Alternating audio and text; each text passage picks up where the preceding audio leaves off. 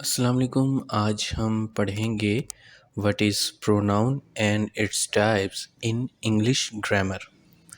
तो ये जो हमारी इंग्लिश ग्रामर की सीरीज़ है उसमें ये लेक्चर नंबर 10 है।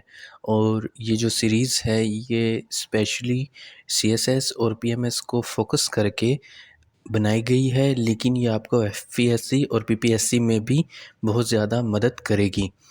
तो जो लोग कॉम्पिटिटिव एग्ज़ाम्स की तैयारी कर रहे हैं तो उनके लिए ये सीरीज़ कुछ इस तरह से है कि उनकी 10 की 10 उँगलियां घी में और सर कढ़ाई में होगा जब वो इसको मुकम्मल देख लेंगे। तो आप बेशक अपनी कंप्यूटर की स्क्रीन, लैपटॉप या मोबाइल की स्क्रीन पर ये लेक्चर देख रहे हैं, लेकिन हमारी आपसे ये गुजारिश है कि आप अपनी नोटबुक और पेंसिल अपने पास रख लें, ताकि जो चीज़ हम आपको पढ़ाएं वो साथ साथ आप नोट करते रहें, ताकि आपके अपने नोट्स बन जाएं। और जब इन लेक्चर्स को दोबारा आप देखें और उन नोट्स के साथ देखें तो आपको ज़्यादा मेहनत ना करनी पड़े और वन गो में ही आपकी सारी रिवीजन हो जाए। तो जैसे जैसे लेक्चर्स अपलोड होते जा रहे हैं, बेशक वो इंग्लिश के हैं या किसी भी सब्जेक्ट से रिलेटेड हैं, तो आप साथ साथ अपने नोट्स बनाते रहिए। शुक्रिया। तो आज हम पढ़ेंगे प्रोनाउंस। वो अल्फाज, वर्ड्स जो कि नाउन की जगह पर इस्तेमाल होते हैं उन्हें प्रोनाउन कहते हैं। यानी कि जब कोई लफ्ज़ नाउन की जगह पर सेंटेंस में आना शुरू कर देगा तो वो प्रोनाउन होगा। इसमें आई है, मी है, शी है, वी है, दे है, वो है, डैट है, योर्स है, हिज है, हर है, इट है, ईटीसी। जैसे शी और हर, देम और दे, इट, ये सब क्या है? ये प्रोनाउंस हैं। जैसे आप अपनी स्क्रीन के दाईं जानब देख सकते हैं कि I, we, you, she, he, they, it, ये सब प्रोनाउंस हैं। तो प्रोनाउंस में आप देख सकते हैं कि ये वो अल्फाज होते हैं जो नाउन की जगह पे आते हैं, ताकि हम जल्दी जल्दी अपनी बात कह सकें और हमें बार बार उस चीज़ का नाम ना लेना पड़े। जैसे कि अली स्कूल जाता है, फिर अली सुबह सवेरे उठता है, वो अली फिर मुँह हाथ धोता है, अली फिर अपने दांत साफ़ करता है, अली फिर नाश्ता करता है, अली फिर कपड़े पहनता है, अली फिर जूते पहनता है, अली फिर जाता है, उसके वालिद अली के वालिद अली को छोड़ कर आते हैं, वो अली को बाइक से उतारते हैं, अली गेट से अंदर जाता है। तो ये कितना अजीब लग रहा है। इसकी जगह हम इस तरह बोलते हैं कि अली सुबह सवेरे उठता है, वो मुँह हाथ धोता है, नाश्ता करता है, कपड़े पहनता है, उसके वालिद उसको स्कूल छोड़ कर आते हैं। तो आपने देखा है कि अब स्पीड आ गई है, रफ्तार तेज़ हो गई है बोलने की भी, और जो मकसद था बात करने का, कि जो इन्फॉर्मेशन पहुंचाना चाह रहा था सामने वाले को, वो कम वक्त में उस तक पहुंच गई है। तो ये इसका एक बहुत ही अहम मकसद है। तो प्रोनाउंस की मुख्तलिफ़ टाइप्स हैं, जैसे पोजेसिव प्रोनाउन है, पर्सनल है, रिलेटिव है, रिफ्लेक्स है, इंडेफिनाइट है, डिमॉन्स्ट्रेटिव है, इंटेरोगेटिव है, इंटेंस है, रेसिप्रोकल है। जैसे नाउन की टाइप्स हैं वैसे ही प्रोनाउंस की भी टाइप्स हैं। तो आप देख सकते हैं, pronoun is a word that replaces a noun in a sentence. तो इसमें पर्सनल है, जैसे I, we, you, he, she, it, they है। डिमॉन्स्ट्रेटिव है, दिस, डैट, दोज, दीज है। तो ये इनकी टाइप्स हैं, personal, demonstrative, interrogative, indefinite, distributive, possessive, reciprocal, relative, reflex और इंटेंसिव। अब हम बारी बारी इन सब को डिटेल में स्टडी करेंगे। सबसे पहले है हमारे पास पर्सनल प्रोनाउंस। जो पर्सनल प्रोनाउंस होते हैं वो एक शख्स को इस तरह से रिप्रेजेंट करते हैं, यानी कि जो प्रॉपर उसका नेम होता है वो उसकी जगह पर इस्तेमाल होते हैं। इसमें ही है, शी है, इट है, यू है, दे है, देम है, हर है, यानी I, you, he, she, it, we, they, me, him, her, us, them, ये सब उसमें आते हैं। जैसे ही disappeared inside the mall. If you want to be successful student, you must attend school regularly. He has been playing basketball since childhood. जैसे कि आप दाईं तरफ देख सकते हैं कि कितना एक्सपर्ट बास्केटबॉल प्लेयर है, बचपन से खेल रहा है तो एक्सपर्ट तो होगा। I have a new generation gaming computer. ये कोई फ्लेक्स मारने वाला बच्चा है जो अपने वालिदैन के पैसों पर उछल रहा है। तो आप अपनी कंप्यूटर की स्क्रीन पर या लैपटॉप या मोबाइल जिस पर भी आप ये लेक्चर देख रहे हैं उसकी स्क्रीन पर देख सकते हैं कि पर्सनल प्रोनाउन क्या होता है। अगर सब्जेक्ट है, यानी कि जिसके सब्जेक्ट या pronoun in the form of subject फ़िक्रे के शुरू में इस्तेमाल हो रहे हैं तो प्रोनाउन है I, you, we, he, she, it, they. लेकिन अगर वो जुमले के सेंटेंस के आखिर में लास्ट में आ रहे हैं तो फिर वो इस तरह से इस्तेमाल होते हैं या लिखे जाते हैं me, you, us, him, her, it, them. और ये जो नाउन है प्रोनाउन है, ये सिंगुलर भी हो सकता है और प्लूरल भी हो सकता है। जैसे कि फर्स्ट पर्सन है तो आई है सब्जेक्ट के तौर पर और ऑब्जेक्ट के तौर पर वी है। सेकंड पर्सन है तो यू है, सब्जेक्ट और ऑब्जेक्ट दोनों के तौर पर वो यू है। थर्ड पर्सन है तो ही, शी, इट है। ही बन जाता है हिम, शी बन जाता है हर, इट बन जाता है इट ही, क्योंकि इट चेंज नहीं होता। अगर प्लूरल प्रोनाउन है तो फर्स्ट पर्सन है वी और अस बन जाएगा। यू है तो यू चेंज नहीं होता, दे देम में कन्वर्ट हो जाता है। यानी कि फ़िक्रे के शुरू में अगर बताया जा रहा है कि किसके मुतालिक बात हो रही है, अगर वो in the form of subject आ रहा है तो दे आता है, लेकिन अगर फ़िक्रे के आखिर में, सेंटेंस के आखिर में आ रहा है तो फिर वो देम बन जाता है।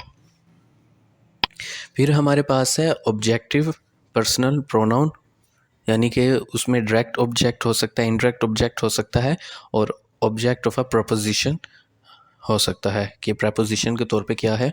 तो आप यहाँ पर अपने कंप्यूटर की स्क्रीन पर देख सकते हैं कि किस तरीके से हो रहा है।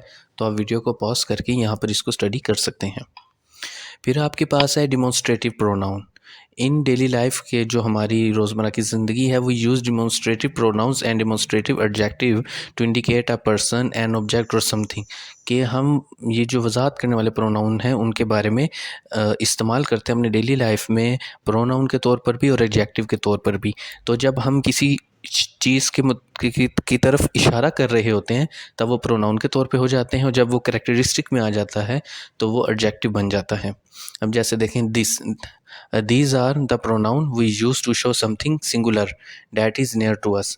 यानी कि जब कोई चीज़ हमारे करीब पड़ी है तो कौन सी किताब, दिस बुक, और अगर वो किताब दूर पड़ी है तो हम कहेंगे डैट बुक। और अगर कोई कहे कौन सी किताब में तो वो करीब पड़ी हैं तो दीज बुक्स, क्योंकि प्लूरल वो बन चुका है। अगर जमा है तो दिस बन जाएगा दीज और डैट की जगह दोज आ जाएगा। जैसे कि कौन सी किताबें, ये किताबें जो बिल्कुल सामने पड़ी हैं। कौन सी किताबें, वो किताबें अगर दूर पड़ी हुई हैं तो। करीब है तो दिस, दूर है तो डैट अगर सिंगल बुक है तो। लेकिन अगर एक से ज़ायद किताबें हैं या कोई भी एक से ज़ायद चीज़ें हैं, करीब हैं तो दीज और दूर हैं तो दोज।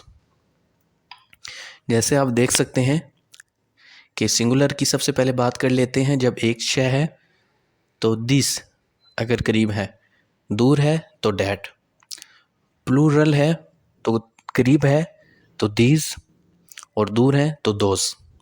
आप यहाँ पर अच्छे तरीके से देख सकते हैं।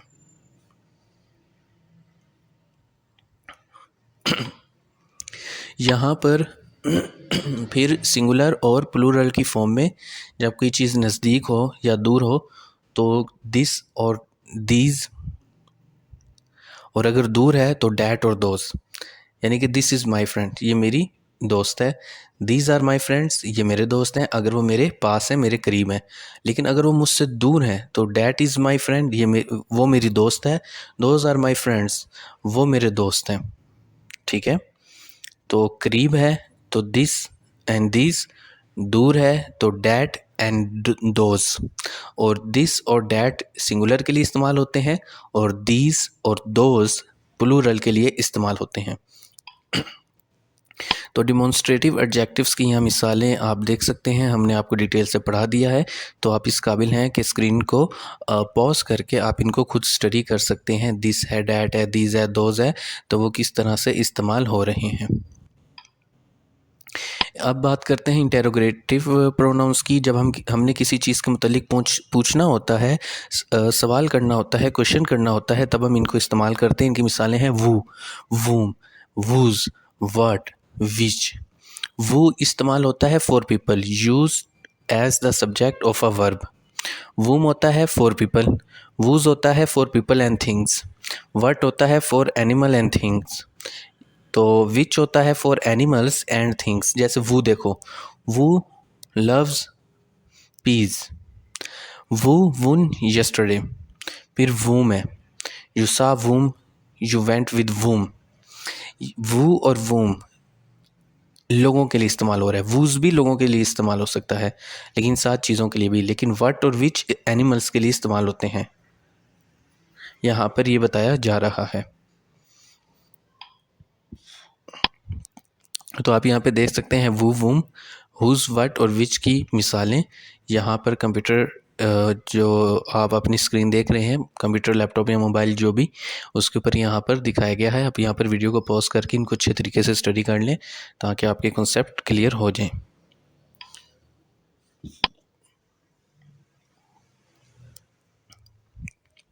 फिर आपके पास है इंडेफिनेट प्रोनाउंस।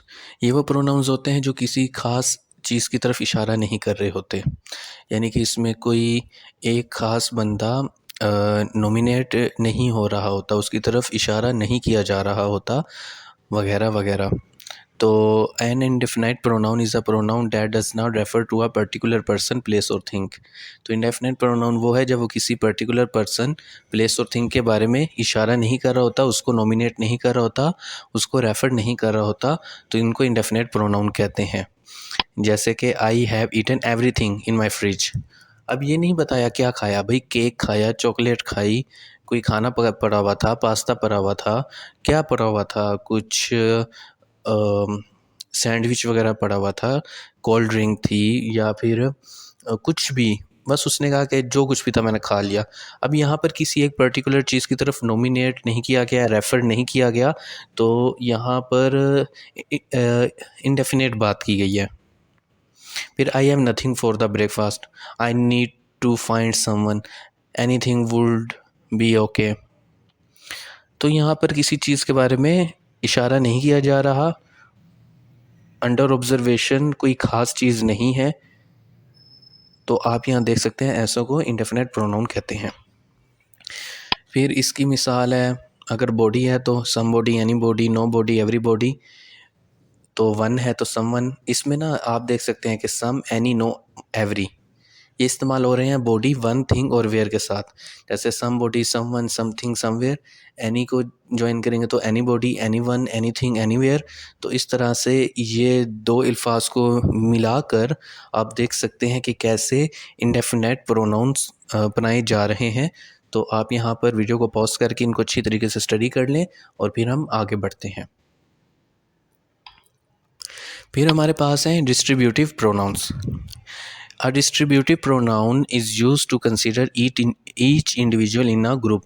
के जब पूरे के पूरे ग्रुप के बारे में बात की जा रही हो, जब भी एक जगह पर एक से ज़ाहिद अफराद मौजूद होंगे तो उन्हें ग्रुप कहा जाएगा। तो जब भी ग्रुप में हर एक बंदे की तरफ इशारा दिया जा रहा हो तो उसको डिस्ट्रीब्यूटिव प्रोनाउन कहते हैं। जैसे each one of them is happy, every year millions of people gather in this place, any of us can meet the boss regarding the issue, each of us has no issue with going on a bus trip, no one has offered you this opportunity, on this independence day each student was given a flag। तो आप देख सकते हैं कि पूरे group के बारे में बात हो रही है। फिर आप यहाँ पर देख सकते हैं कि डिस्ट्रीब्यूटिव जो आपके पास डिस्ट्रीब्यूटिव प्रोनाउन है तो उसके साथ ये जो डिस्ट्रीब्यूटिव एडजेक्टिव हैं, आप देख सकते हैं कि जैसे हम आपको पहले एडजेक्टिव पढ़ा चुके हैं, तो इन दोनों के दरमियान कंफ्यूज नहीं होना, ये यहाँ पर लाने का मकसद ही यही था। तो अगर आपने वो लेक्चर नहीं देखा तो आप वो देख लें। फिर है हमारे पास पोसेसिव प्रोनाउन।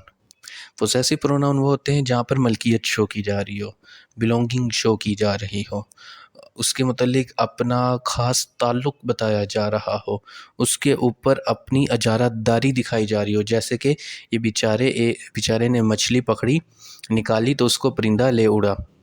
बड़ा ही कोई फ़ाहिश सिफ़्त परिंदा है, लेकिन हो सकता है कि वो भूखा हो और कि मैं भूखा हूँ और गुस्से में भी हूँ, तो इट्स नॉट योर्स, ये तुम्हारा नहीं है, जबकि वो कह रहा है इट्स माइन नाउ, अब ये मेरा हो चुका है। आगे विलन वाली स्माइल। तो ये आप देख सकते हैं कि किस तरीके से पोजेसिव प्रोनाउन इस्तेमाल होते हैं। इनकी मिसालें हैं माइन, योर्स, हिज, हर, हर्स, आवर्स, देयर्स। तो यहाँ पे जैसे आप देख सकते हैं दिस इज़ माई हाउस, ये है that is my song. Mine जैसे this is my laptop, it's mine. Yours में देख लें these glasses are mine not yours. His में देख लें this is my brother's book, it's his. फिर हर्स में देख लें he offered to swap his camera for hers. फिर इसी तरह आवर्स की है, ईयर्स की है, देयर्स की है। तो यहाँ पे मलकियत शो की जा रही है।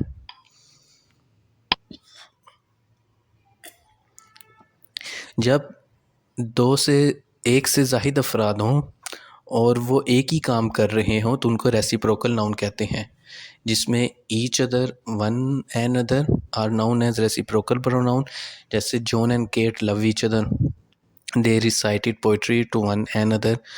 अब वो एक ही काम में मशगूल हैं, पोइट्री हो रही है तो दोनों एक दूसरे को पोइट्री सुना रहे हैं, मोहब्बत कर रहे हैं तो दोनों मोहब्बत कर रहे हैं, मदद कर रहे हैं तो सारे एक दूसरे की मदद कर रहे हैं, लड़ रहे हैं तो सारे लड़ रहे हैं। जैसे आप स्क्रीन के दाईं तरफ देखें, the boys are fighting one another, कि जो तीनों लड़के हैं वो एक ही काम कर रहे हैं, तो हम उसको reciprocal pronoun one another के साथ लगा देंगे। और हम ये नहीं कहेंगे कि फ़लाना फ़लाना फ़लाना आपस में लड़ रहे हैं, हम कहेंगे ये तीनों आपस में लड़ रहे हैं या ये सब आपस में लड़ रहे हैं, क्योंकि हम इंसान हैं, हम बाय नेचर सुस्त हैं, तो हमने जुगाड़ ढूंढना होता है और वो जुगाड़ प्रोनाउंस की सूरत में हमारे सामने मौजूद है, जो हम नाउन की जगह लगा देते हैं। जैसे Tina and Mary talking to each other, screen के दाईं तरफ Tina and Mary are talking to each other. अब ये दोनों एक ही काम कर रहे हैं तो इनके लिए रेसिप्रोकल प्रोनाउन लगेगा। जैसे my dog and cat love each other, उठा ले रे बाबा उठा ले, मेरे को नहीं, इस कुत्ते और बिल्ली को उठा ले। खैर यहाँ पर दुनिया में इन दोनों को सच्चा प्यार मिल गया, मुझे नहीं मिल सका, कोई बात नहीं, आगे बढ़ते हैं, ज़िंदगी चलती रहती है। My dog and cat love each other, के जो मेरा कुत्ता और बिल्ली हैं वो एक दूसरे से मोहब्बत करते हैं। कमाल हो गया, धोती फाड़ कर रुमाल हो गया। फिर दे आल सपोर्ट वन एन अदर, ये तमाम एक दूसरे की मदद कर रहे हैं, ये बहुत ही अच्छी बात है। कैपिटलिज्म, मटेरियलिज्म और इंडिविजुअलिज्म के दौर में एक दूसरे की मदद करनी चाहिए। फिर रिलेटिव प्रोनाउन है। रिलेटिव प्रोनाउन क्या है? Relative pronoun is a part of speech that shows the pronoun's relation to a noun used in a clause of a sentence and tends to replace a noun. जब noun के दरमियान ताल्लुक़ बनाए फ़िक्रे के अंदर, उसे रिलेटिव प्रोनाउन कहते हैं। जैसे वो है, वूम है, विच है। जैसे अ मैन, एक आदमी, मैन क्या है? नाउन है। वो is standing near the bus stop is my uncle, वो क्या है? रिलेटिव प्रोनाउन है, जो उस आदमी के बारे में इंफॉर्मेशन दे रहा है। तो जब फ़िक्रे में नाउन होता है और उसके बारे में हमने दूसरी इंफॉर्मेशन देनी होती है तो हम रिलेटिव प्रोनाउंस लगा देते हैं जो हेल्प आउट करते हैं। इसमें है आपके पास हैं व्हेन है, वो है, डैट है, वूम है, विच है, वूज है, वेयर है। ये तमाम के तमाम रिलेटिव प्रोनाउन हैं। आप यहाँ पर स्क्रीन को रोक कर इन सब को अच्छे तरीके से स्टडी कर सकते हैं। फिर आपके पास है reflexive pronoun. Reflexive pronoun are used when the subject as well as the object is the same person. जैसे कि जिसके मुतल्लिक बात की जा रही है और जो बात कर रहा है और जिसके मुतल्लिक बात की जा रही है वो दोनों एक ही हैं, तो उनको जब तो फिर उस नाउन की जगह जो प्रोनाउन इस्तेमाल होता है उसको रिफ्लेक्सिव प्रोनाउन कहते हैं। जैसे I made a coffee for my self, Rohan bought a pen for himself, यानी कि जहाँ पर आप देख सकते हैं कि सब्जेक्ट और ऑब्जेक्ट एक ही हैं, यानी कि जो सब्जेक्ट है वही ऑब्जेक्ट है। जो काम कर रहा जिस पर काम किया जा रहा है, मतलब कि एक शख्स खुद के लिए ही काम कर रहा है। तो we build a house for our selves. यहाँ पर आप ये तमाम मिसालें अच्छी तरीके से स्टडी कर लें वीडियो को पॉज करके, ताकि आपके कॉन्सेप्ट क्लियर हो जाएं। यहाँ पर रिफ्लेक्स प्रोनाउन और इंटेंसिव प्रोनाउन को शो किया गया है for first person, second person, third person, और जब वो सिंगुलर हैं और प्लूरल हैं तो आप यहाँ पर उनको अच्छे तरीके से देख सकते हैं। आप एक मर्तबा ये टेबल को रीड कर लें, फिर हम आगे बढ़ते हैं। फिर है intensive pronoun is a pronoun, ये एक और मिसाल है प्रोनाउन की, इंटेंसिव प्रोनाउन। ये क्या है? An intensive pronoun is a pronoun that adds emphasis to a noun और प्रोनाउन ऑलरेडी नेम्ड, यानी कि वो पहले आ चुका होता है और उसके बारे में फ़र्दर को इन्फॉर्मेशन दी जा रही होती है। जैसे George himself bought a copy of American tall tales, तो आप यहाँ पर देख सकते हैं। फिर है इंटेंसिव प्रोनाउन की एक मिसालें, दो मिसालें यहाँ पर बयान की गई हैं। पहले है सारा कैन ओपन इट हरसेल्फ, कि सारा इसको खुद खोल सकती है। अब सारा के बारे में वजाहत की जा रही है कि सारा मतलब सारा क्या क्या सारा मतलब क्या, सारा कैन ओपन इट हरसेल्फ, सारे से खुद खोल सकती है। तो आपको ज़्यादा मामू बनने की कोशिश नहीं है, वो अपना काम खुद कर लेगी। तो फिर है we can raise the funds our self, हम खुद ही फंड को इकट्ठा कर लेंगे। तो यहाँ पर भी आपको हमारा मामू बनने की ज़रूरत नहीं है, जाएं और किसी और की मदद करें वगैरह वगैरह। तो इस तरह से इंटेंसिव प्रोनाउन इस्तेमाल होते हैं। तो अब हम उम्मीद करते हैं कि ऐसे ज़बरदस्त लेक्चर्स देखने के बाद आप की ऐसी जो शक्ल पहले बनती थी इंग्लिश को लेकर अब नहीं बना करेगी, क्योंकि इंग्लिश पढ़ना आसान हो चुका है। और हम उम्मीद करते हैं कि आपको ये लेक्चर पसंद आते होंगे। और जैसे कि हमारा वादा है कि आपने 3 महीने तक अपने दोस्त के साथ लगातार इंग्लिश ज़बान में कम से कम 1 घंटा बात करनी है। और इंग्लिश की आप कोई अच्छी मूवी देख सकते हैं जिससे आपका दिमाग भी मज़बूत हो और आपके जो न्यूरॉन सेल्स हैं वो अच्छे डेवलप हों, और आप कह सकें कि मैं तो शर्लॉक होम्स की तरह इंग्लिश में बात कर सकता हूँ। तो ये आज का लेक्चर था। हम उम्मीद करते हैं कि आपको पसंद आया होगा। तो चैनल पर बार बार आने के लिए और वीडियोस देखने के लिए आप सभी लोगों का बहुत बहुत शुक्रिया।